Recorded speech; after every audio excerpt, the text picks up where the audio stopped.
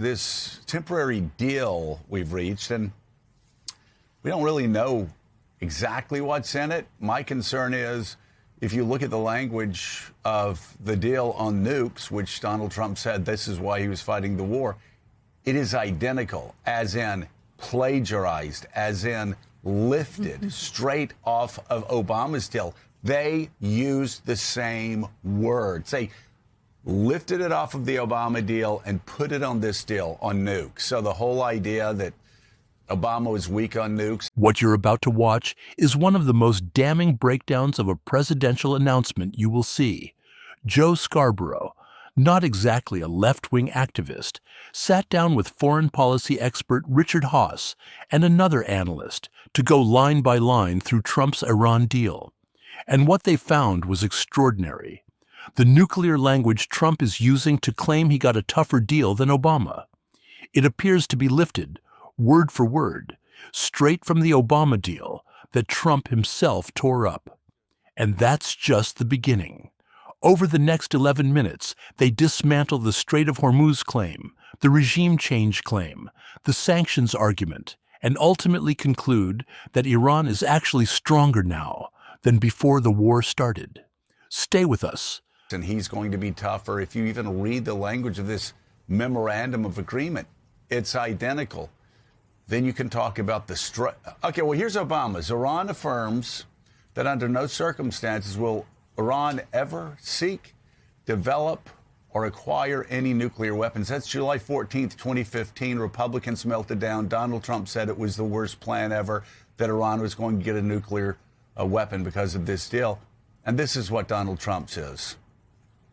Iran cannot develop or purchase a nuclear weapon. And actually, it's actually closer than that. I will get it, but it's the identical language. And then you have Donald Trump saying, "Oh, the strait will be open forever for free." Well, no, that's not what the Iranians are saying. There's a 60-day period, and then they expect to start receiving tolls. Regime change. The president had said earlier that we had regime change. Now he's saying he doesn't care about regime change. This regime tougher than the one before, which was pretty bad. And you can just go down the list of what I'm waiting for, talking about the other shoe to drop, is there going to really be reconstruction money for the Islamic Republic of Iran? It sure sounds like it. What's this sanctions relief look like? Because the Trump team told me that Biden giving sanctions relief to the Iranians was the worst thing he ever did. So again, a lot of confusing things. I hope we have us a good, solid deal that keeps Iran contained. Right now, I'm seeing nothing in here, but that would do that. But maybe you can assure me that I haven't read deep enough into the memorandum of understanding. So, Joe, it's always a good thing when a conflict ends. This is one that's really harmed the global economy. So yes. If the Strait of Hormuz is reopened, and that seems to be the basic top line of this deal, that will be a good thing for the global economy. It is a long way to go for what appears to be very little in terms of locked-in promises from Iran. It does look very similar to the JCPOA, which Trump scrapped. Some of the provisions may even be somewhat weaker. It's hard to tell because we're just going to begin those negotiations this week and over the next 60 days. But I think in some ways the thing that's most important but seems most unrealistic in this deal is this idea of a broad change in the Middle East, a process where the U.S. over time, if Iran responds positively, begins to pump development money, not just reconstruction, but to build Iranian businesses, and has a vision for Iran becoming over time a country more like Saudi Arabia and the United Arab Emirates than like the very closed and really impoverished country it's been. If they can do that, if the Iranians are really prepared to make those changes, that would be a significant move into the future. But right now, in terms of what's actually agreed, actually on paper, it's pretty thin. The main achievement is one that I don't want to discount, opening the Strait of Hormuz. But otherwise, not a lot there yet. Yeah. And let me say, if by some miracle, and it would truly be a miracle going back to 1979, this deal somehow brought Iran into the League of Nations, how wonderful that would be. Also, if the Atlanta Falcons win the next 10 Super Bowls, what a wonderful, wonderful run that will be for all of us who've been suffering with Atlanta since, well, before 1979. But Richard Haas, I want to read you now. I have the exact language. Here is the language in the understanding that was signed. Iran affirms that under no circumstances will Iran ever seek, develop, or acquire any nuclear weapons. Got that? That sounds pretty tough. Here is a preamble to the 2015 JCPOA that Trump tore up. Iran affirms that under no circumstances will Iran ever seek, develop, or acquire any nuclear weapons. You are literally looking at the same exact words.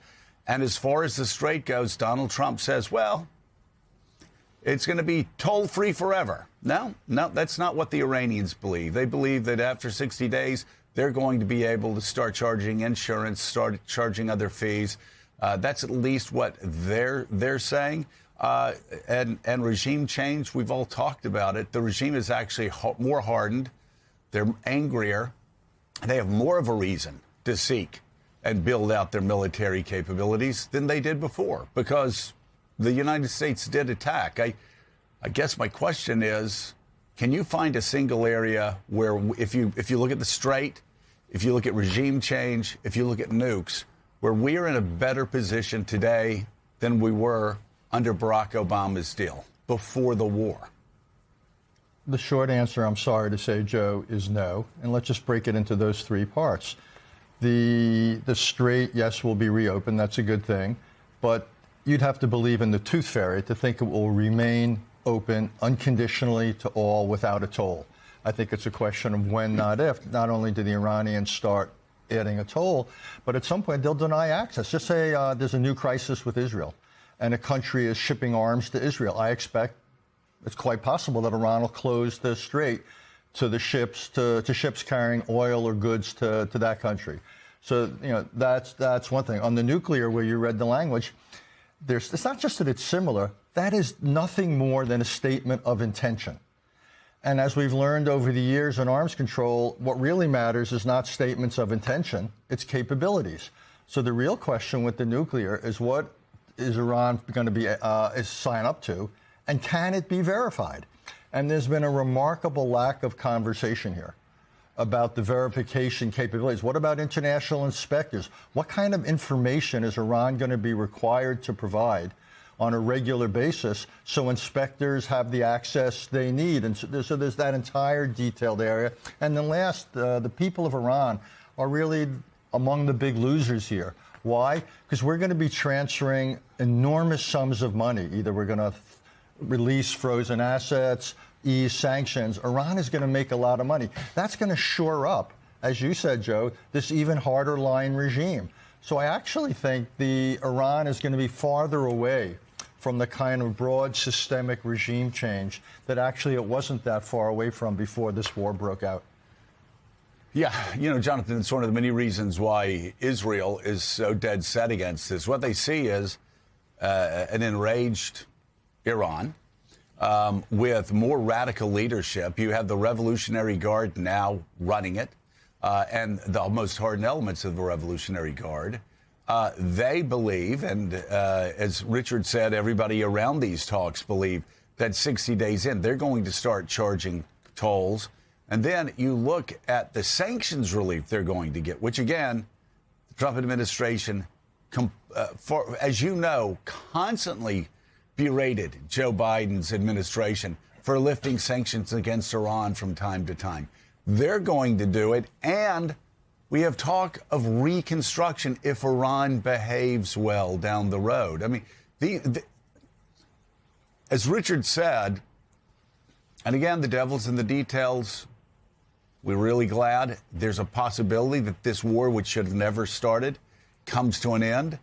But let's just tell it like it is. If people want to be lied to, go to another channel, because I can tell you which channel to go to. They will be lying through your teeth to you right now, telling you how wonderful this is.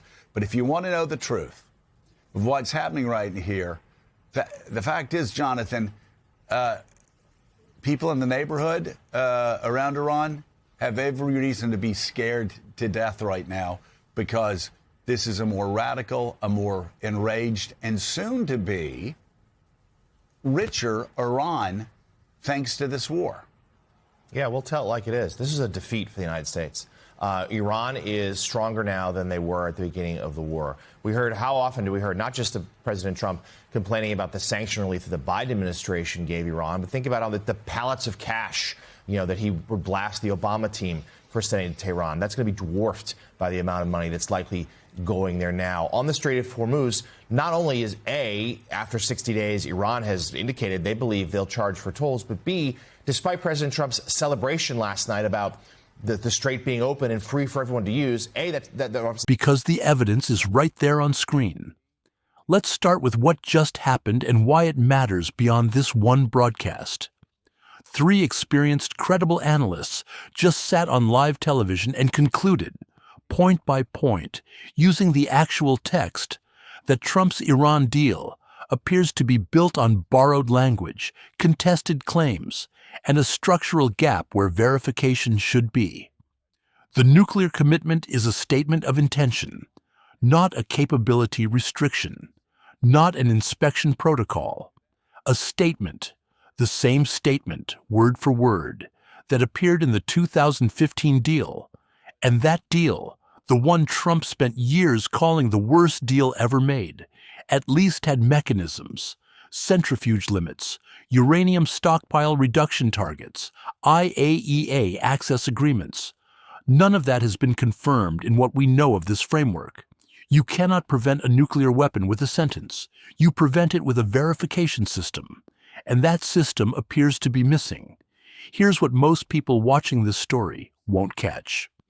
Richard Haass made one comment that should have been the headline of every news outlet covering this deal, and it was buried in the middle of a longer answer. He said, and I'm quoting him directly, that there's been a remarkable lack of conversation about verification capabilities, international inspectors, what Iran is required to report, what access they have to enrichment sites. Now, in the 2015 JCPOA, that conversation took years and produced a detailed annex of technical requirements. The enriched uranium stockpile had to be cut to 300 kilograms. Iran had to operate only first-generation centrifuges. The IAEA had continuous monitoring at declared sites. None of that is confirmed in what's been announced. If the 60-day framework produces nothing on verification, Iran keeps its enrichment capability entirely intact and has a signed agreement saying the war is over. That is not containment. That is a pause. Now let's talk about what happens next, because this is where the analysis gets genuinely alarming. Iran is about to receive sanctions relief, potentially frozen asset releases, possibly reconstruction funding if they behave well.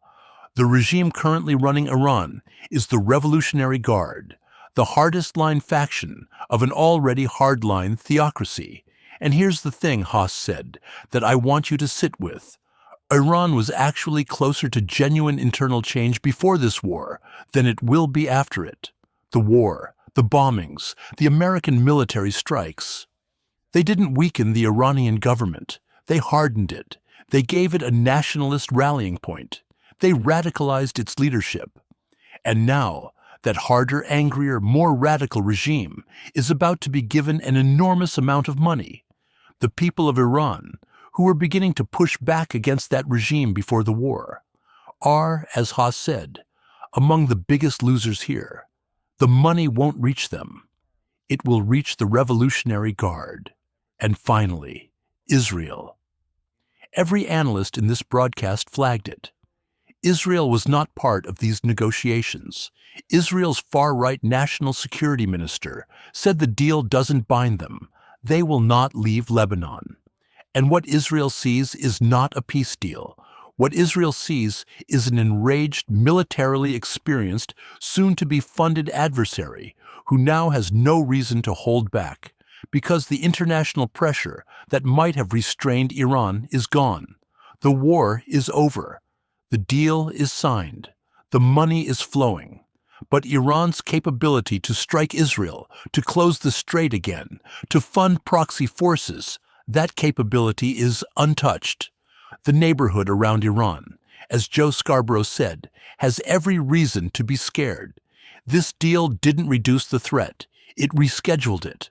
So here's the question I want you to answer in the comments, and I want you to think about it carefully before you do. Donald Trump called the Obama-Iran deal the worst deal ever negotiated. He withdrew from it. He ran a maximum pressure campaign. He went to war over it. And now, if what these analysts are saying is accurate, he may have signed a memorandum of understanding that borrows the same nuclear language as that deal, with fewer verification mechanisms, more money flowing to Tehran, and a harder L.